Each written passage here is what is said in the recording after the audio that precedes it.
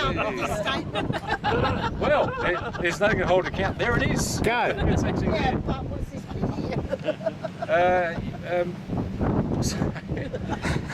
here? So my name's Mark Bolton. I'm the Regional General Manager for South Australia. We do have a couple of other state board members here today. Richard, Michael, we've got Glenn, and we've got Jess, who's taken a few photos behind us. So thank you very much for coming in. Almost lucky behind this thing, otherwise we wouldn't be.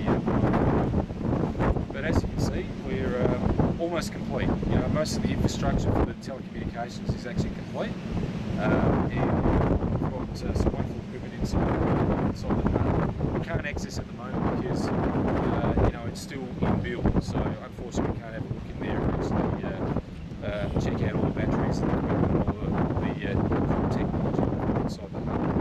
An 80-metre tower. It's a pretty. In fact, it's scary to actually get up there and think that climb that tower and actually rest those antennas up the top. Not a job that I can do, I must say. We're obviously waiting on power at the moment, so we often, with our base station, we haven't completed before the power's actually connected. So that's the job we're waiting on, and we shouldn't be too far off having that completed, as I understand. In fact, the word we have is that we actually completed tomorrow. I'm not too sure about that. Anyway, there is things that we can do even if the power you know, isn't connected in a timely fashion. So we'll certainly investigate some options to get this up and running as soon as we possibly can. This is the latest and greatest technology, as I've stated before. So this will actually have 4G X, so the latest 4G platform, and it will also have 3G. So if you've got an older phone, you really need to upgrade. So if you bought a phone in the last couple of years, it probably does have a 4GX capability, which will give you really fast internet. So you can use internet around the place, and you know, it's low latency, you can do more things on a 4G network than you can a 3G network. Some of the other things that are available for this tower is the Internet of Things. I'm not going to go into great detail on that, but it's a really, it's going to be a fantastic platform for agribusiness and agriculture.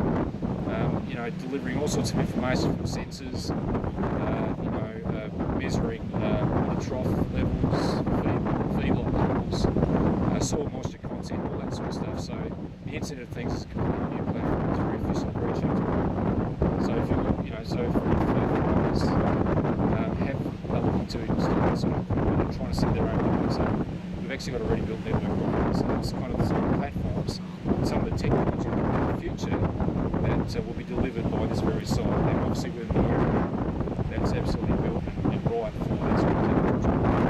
So I really want to thank the federal government, because this is, and I know Rowan sort of wants to list them, but you know, you don't build these sites commercially easily, and sometimes with sites that are in some regional areas you do need a little bit of support, and the Black Spot program certainly did that. So I won't say any more than that, but I'll just hand it over to give us a bit of info about the Black Spot program and your role in this site. Well, thanks, Mark.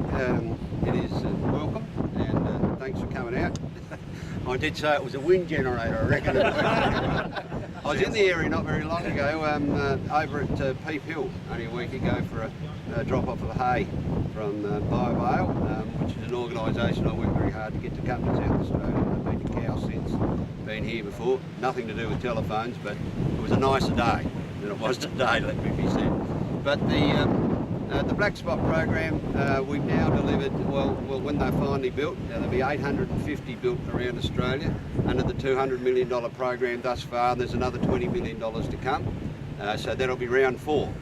And this time in round 4, I am confident that South Australia will do a little better, because we've got a state government that has now put up $10 million on the table to mix and match with that, which is what we were missing out on before, with other states have done significantly better than us.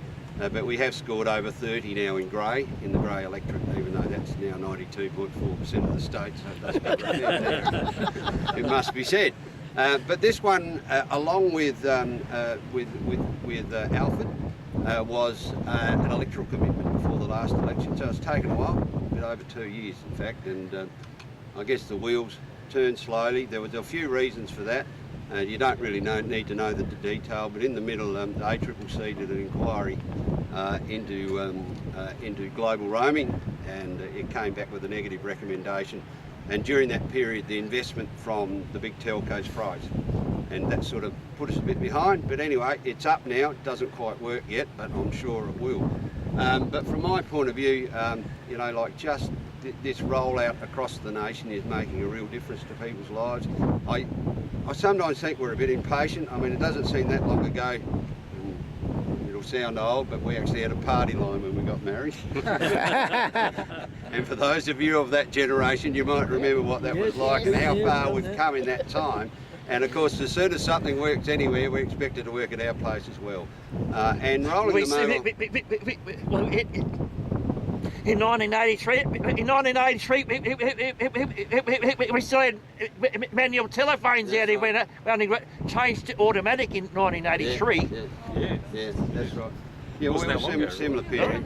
It was about 1981 or something rather home. So anyway, it moves, but it sometimes it seems slow, but actually this rollout of technology is quite fast. It's basically in a generation.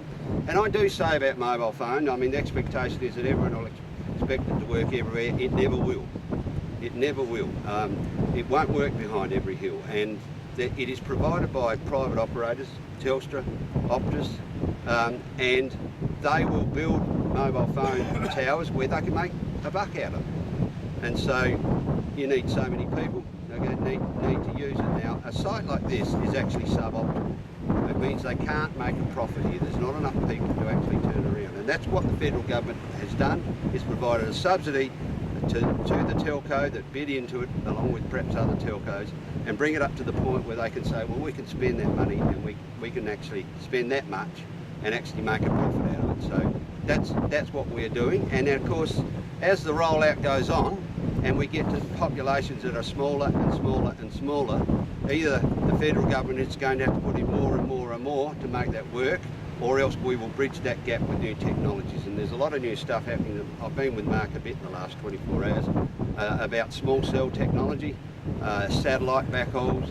I asked this morning about the possibility about solar electricity. So all these things all come into this sort of fairly complex formula that work out where you can build these things and make them economical or profitable, or and where you can't. So we will keep rolling.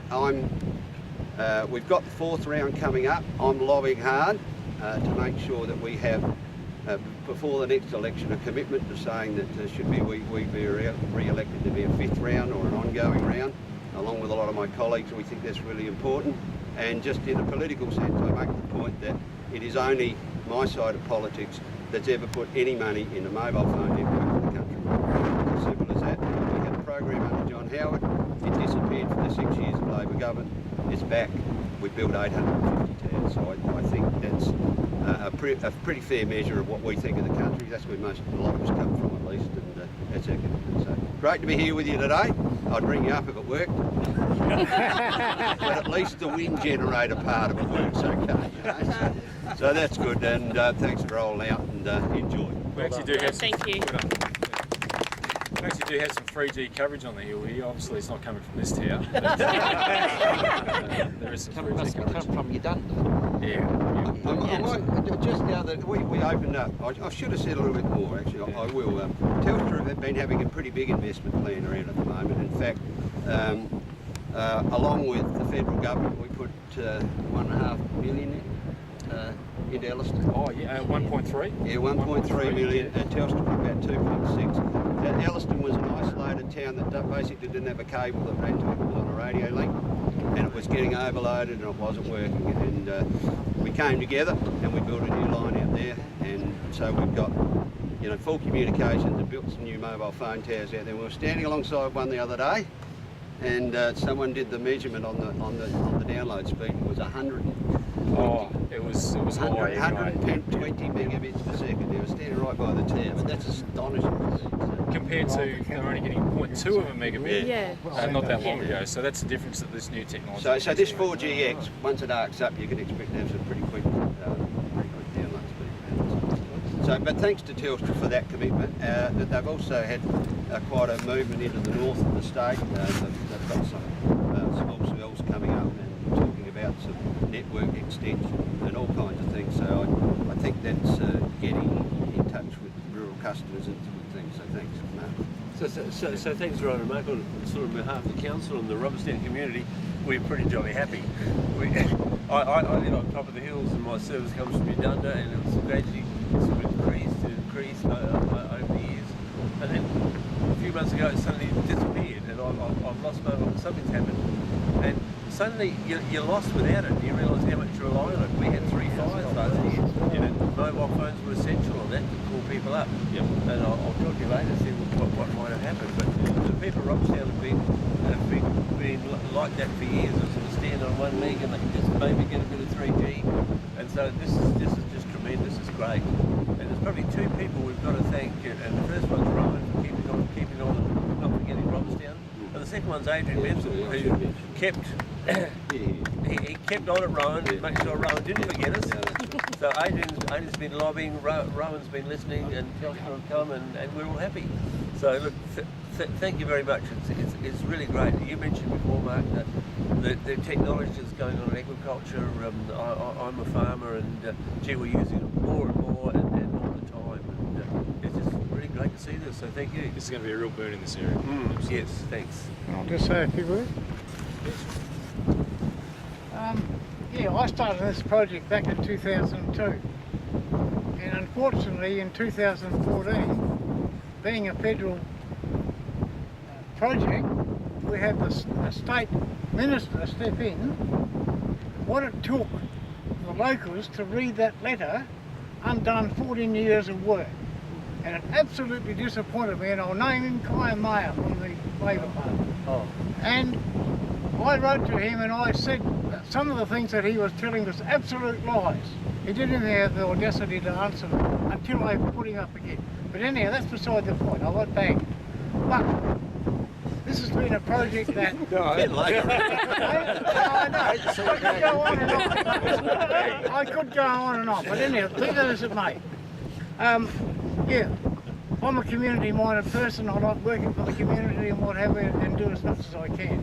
And being communications and on the community management committee, handling things like internet, mobile phone, telephones, and the like, because communications has been my forte for 30 odd years. So I just do it basically as a hobby. And having to work on this project, I've put the submissions in and being disappointed in the first instance when we didn't get it to. But anyhow, I got a phone call one particular night when I got home, and it was along the lines of, well, I said, can you ring Ramsey ASAP? So I did. Ryan said, can you be at my office at 9 o'clock in the morning? Oh, yeah, okay, what's it about? I'll tell you when you get here.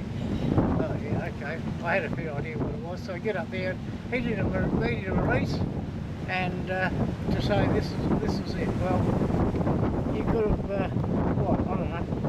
I was so thrilled to the extent of the thing that we had it. But we still had our doubters around the town here to the extent of where some people, because they knew I was in it, no, I believe when I was seeing I said, because they were frightened of the federal government pulling out. And I said, no. I said, look, Malcolm Turnbull was gone to Rowan, and Rowan was given the choice of 3 towns in the area that were not viable, and he picked Robertstown. Now, from what I've been told by his press secretary, is that he found me as being one of the most active, proactive. Persistent. Anyhow, the thing was that, yes, I just keep chipping and chipping. So, to you, Ryan, look, boy, you've done it. Without your help, without Malcolm Turnbull coming to you and saying what you've done for Robertstown has been one of the best things, because you can remember going to a public meeting here with John, the previous managers, anyhow. Oh, yeah, John Tom. That's the one, yeah. And he said, look, while it's not viable, it's not going to happen. So we had to go somewhere. But anyhow, and the little part of this project, so here we are. Yeah, I've been that keen on it. I've actually followed right with the camera and what have you, last week or so, watching them put it up, going back to Facebook where there's got our own little group with the Robertstown phone internet, Robertstown on Point Pass, put it on the Dunda and what have we, and keeping everyone up to date. So hopefully at the end of the day that we've achieved something. But in speaking to Gavin Webster, who was the project manager, led to believe, and when I put the submission in, there was a bit of a debate between this location and a location that we had used for our, when we use our motorbikes and cars with our radio repeater system. At the end of the day, I said to him, if this don't work, what happens? He said, we'll keep working on it. Ah, thank you very much. That's exactly what I want to hear. Because we'll keep working on it. That will include me? Oh, if you want to, I said, I'll be there. So, having said that, I'll still be working around the area and trying to improve it. You hear what I said? We have a tourist area, we have the highway up here called Robertstown Reserve. I don't think we'll get there. Anyhow, thanks very much. Good on you, mate. Thank you. With a name like Wells End, surely that would have to be a tourist attraction. It is, yes. Thank you very much, everybody. Thanks, Eric. Thanks, Ed. No, Thanks for your mate. investment. All right. Just a question. Okay, great. Yes, Really good. I got a bit of grit. Thanks. That's right.